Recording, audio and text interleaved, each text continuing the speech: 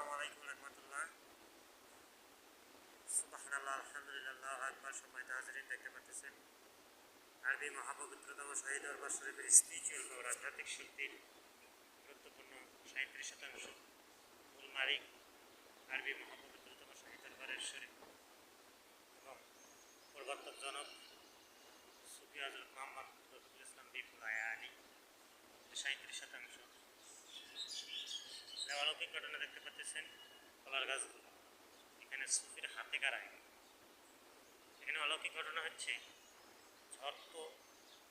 ঝড় তুফান হোক না কেন, কিন্তু এখানে কলা গাছ উল্টে পড়ে, শরীর ঠিকই ছিল। এটা হচ্ছে অলৌকিক ঘটনা।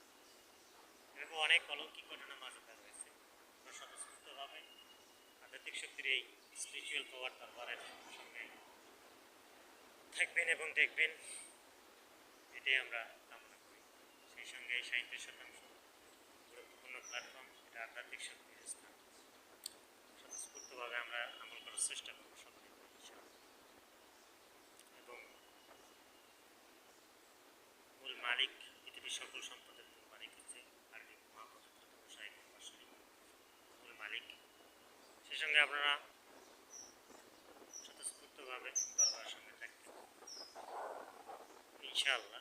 আসসালামু আলাইকুম।